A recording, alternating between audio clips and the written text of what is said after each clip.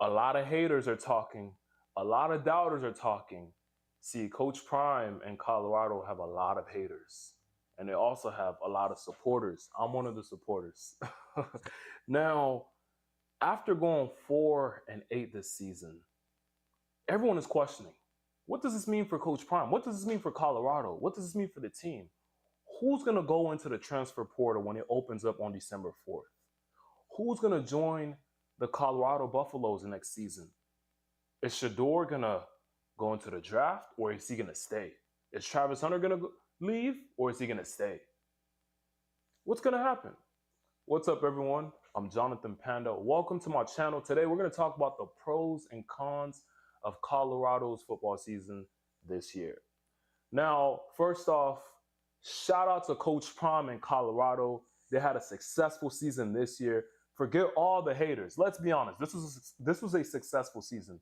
Last season, Colorado's football organization only won one game. This year, they increased the amount of wins to 4. So, quick standing ovation. They did their thing. Now, they had a losing season, but they improved on their wins by 3 more games. Not by 1, but 3. So, shout out to them. But overall, I think this was a successful season for the organization and for fans. One, which football team can say they had celebrities performing at their football games? Celebrities leading the team onto the field. Lil Wayne leading the football team on the field. People paying thousands of dollars for a seat to go watch them play. Which football team can say that? Guess what? Texas can't say that. Georgia cannot say that. LSU cannot say that. Clemson cannot say that. Alabama cannot say that. Can Alabama say they had Lil Wayne leading the team onto the field? They cannot. Alabama cannot say that. But guess what? Colorado can. So I think that right there also tells you that this team had some success. They had a huge support coming to them this season to start off the season. So they had a successful season. Overall, their support was amazing, and all their games were held on national television despite their record. Let's not forget that. Despite having a losing season, all their games were on national television. So let's be for real. Their team had some success. Now, we had high expectations. After coming in and defeating TCU on their opening season, 45-42, everyone and their mom became Colorado fans. I'm going to be honest, I didn't even know about Colorado football. I'm joking. I knew about Colorado football, but I didn't know much about them. I didn't even know they had a losing season last year. But I found out this year when I found out Coach Prime was going to be their head coach. And guess what? I became a Colorado fan. I had people that didn't even watch football come to me and say, "Oh, did you watch the Colorado game? Yo, Coach Prime, man, hey, I'm going to buy those sunglasses." I had people telling me that. So that tells you they had a successful start to the season overall. They won 3-0 for their first 3 games. And you know what's so funny? In the future, people are going to say, do you guys remember when Colorado were 3-0 in the beginning of the season? A lot of people are going to be talking about that because that was a good 3-0 run. A lot of hype came to the team. But I'm not going to talk about the positives in this video. I'm going to talk about the cons too. So, positives about the team. First off, their quarterback, solid, man. Shedeur needs some standing ovations because this man was being sacked almost every game. Do you guys know that Colorado allowed more sacks than any other college football team? Do you guys know that? Put that in perspective. Colorado allowed more sacks than any other football team this season. So Shedeur did his thing, and he played solid. For like the first 3 games, he was throwing for over 300 yards, I believe, the first game. I think he set a record for passing yards, something like that. So that should tell you something, man. Shedeur is solid overall. I wouldn't consider him a dual threat. He's more of a pocket passer. But man, the guy is talented and he's headstrong. He's a headstrong quarterback, meaning he knows how to lead a team. He can lead a team. He can play under pressure. He played under pressure this season, and he helped the team win versus Colorado State. Did you guys see how near the end of the game they were going to lose, but Shedeur held it down, and they won a game. And I'm not saying he's the reason why they won everything, but let's be honest, the quarterback is probably the most important piece to a football team. Yes, it is a team, but with the bad quarterback, things are going to be choppy, even if you have a solid defense. If you have a solid defense, that's good. You're not allowing points, but are you going to put points up? Like, come on now. Anyways, back to the positives. So, although they lost 8 games, they had some games where they could have won. We're going to talk about a couple. One, USC. They could have defeated USC. Although they were losing for the majority of the game, they lost with 41 points, and USC only scored 48 points. That's like what? 1 touchdown. So that was a pretty close game. High-scoring game, but close. So they could have defeated USC. A great football team, by the way, although they went 7-5. Let's be honest, USC was pretty powerful this season. Let's be honest now. They didn't do too well. They almost had a losing season, but let's be honest, they fought. Another team that they could have defeated is Arizona State. They lost by a field goal. Come on now. Although they lost, let's be honest, if that field goal did not go in, Colorado would have had a strong chance of winning. Let's be honest now. Let's be honest. Another team that they lost to, which I firmly believe this would have been a dub if they didn't choke, is Stanford. If you did not watch the Stanford game, you missed out. But Colorado was in the lead by like 30-something points, and then by the end of the game, they lost. They lost the game in overtime. Ridiculous. But Stanford is really the only loss that I can say they could have won because they lost at the second half. And normally, Colorado won the majority of their games at the second half. So I believe that Stanford game was one of those games that you can say, oh, man, they lost, but they really didn't lose. But they officially lost, though. Another positive is that overall, we all saw what a great football player who's now coaching can do. So shout out to Coach Prime. And the reason why I'm saying that is because we're forgetting that he had a huge life-threatening surgery before the season started. Let's not forget that. So shout out to Coach Prime because he went through a lot from leaving a football team that had a lot of heart for him, an HBCU that had a lot of heart for him, to going through surgery, joining a new team, unexpected. We didn't know this was going to happen. I don't think he really knew it was going to happen. And he had a season like this. Although it was a losing season, come on now. He did phenomenal. Let's not forget of what Coach Prime had to go through this season. And plus, remember when all the players were just leaving? Do you guys remember that when people were entering a transfer portal? So think about all that stuff. As a head coach, he seemed very confident when he was talking about how he was going to bring his luggage in. But let's be honest, most of the time in life, we can be confident, but we cannot predict the future. So Coach Prime was battling a lot this season. If he knew he was going to hold it down, hey man, he's the GOAT. But he went through a lot. Anyways, let's talk about the cons now.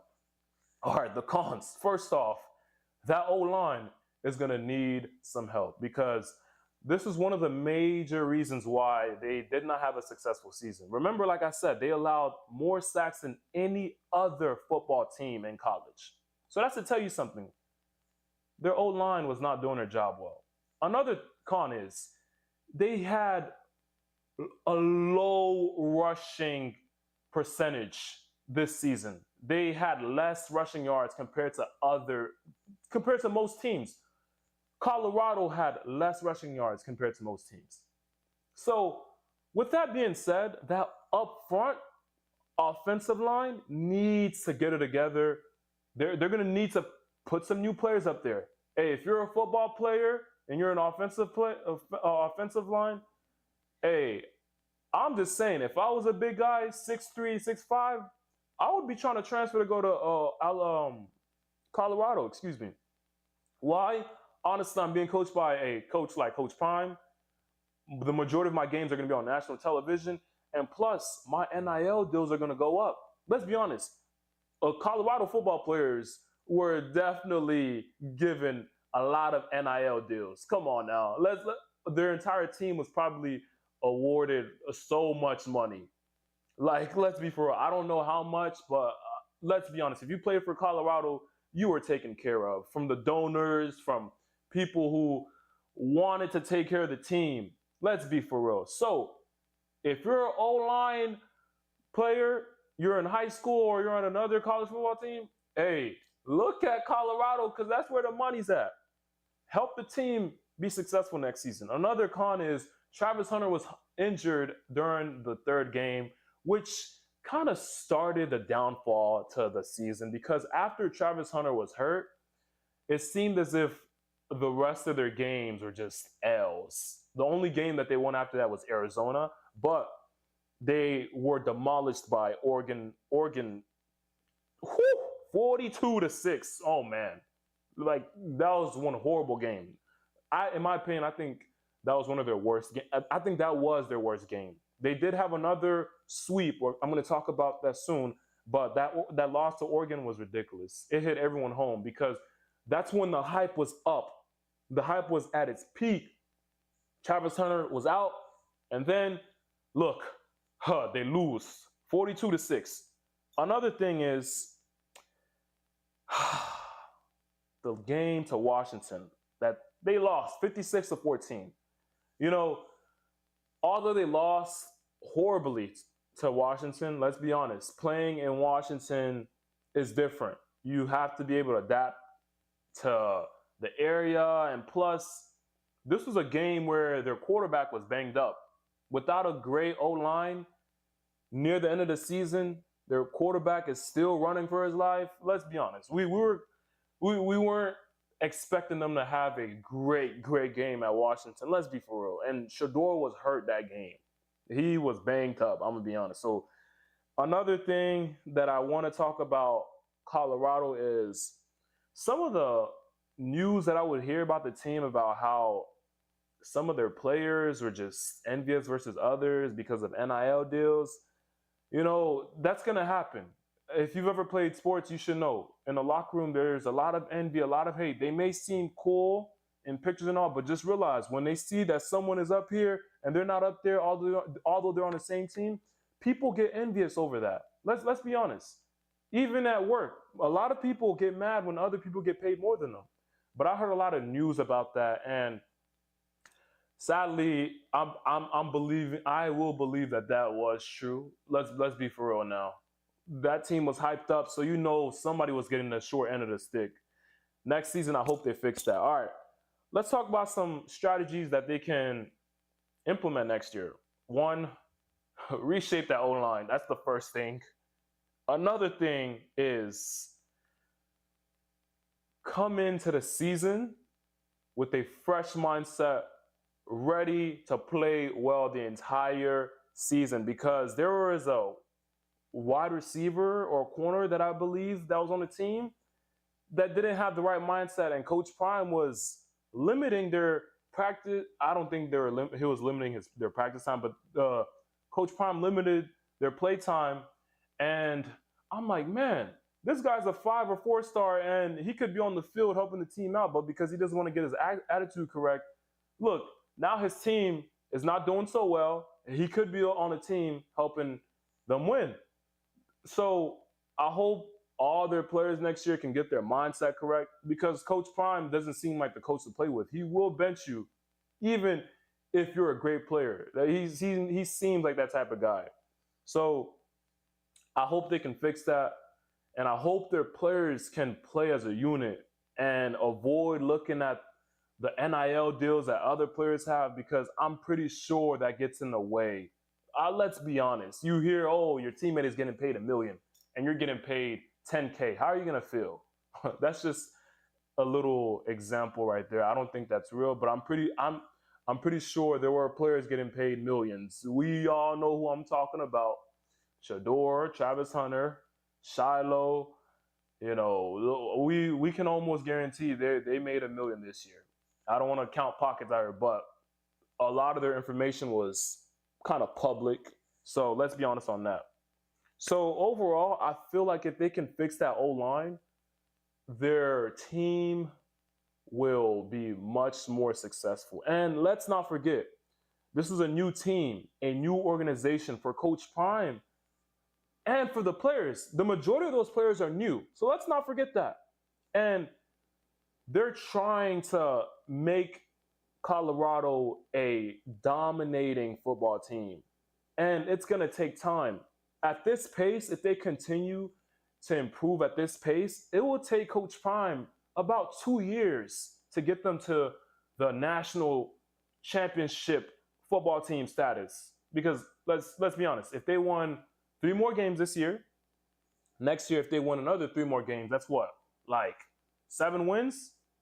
Next year if they won another 3 more games, that's like what?